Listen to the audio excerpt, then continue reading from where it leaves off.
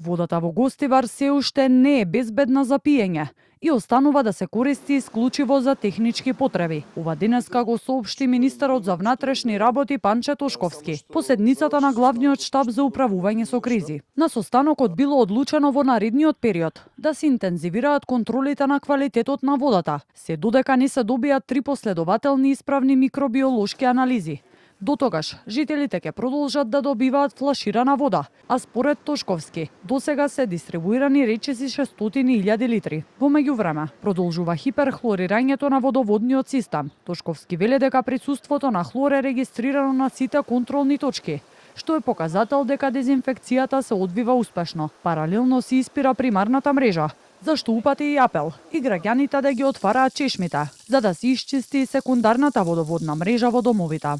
Се уште варира квалитетот на водата и не е на соодветно ниво за да истата може да биде предмет на пиење, останува значи да се употребува како техничка вода. Се договоривме точно да како ќе продолжат останатите испитувања во иднина, ќе се зголеми да речеме квантитетот, континуитетот на мерење на квалитетот на водата од страна на повеќе институции.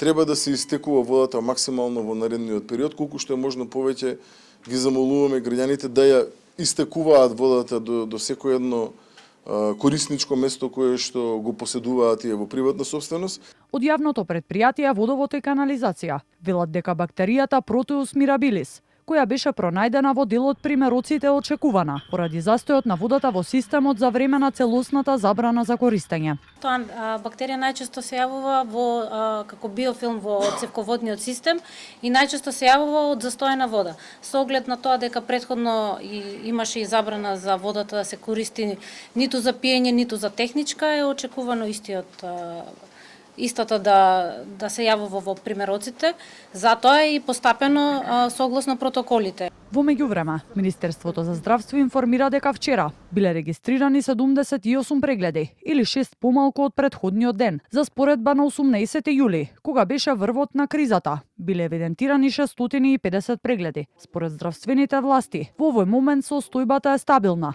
а бројот на пациенти постепено се намалува.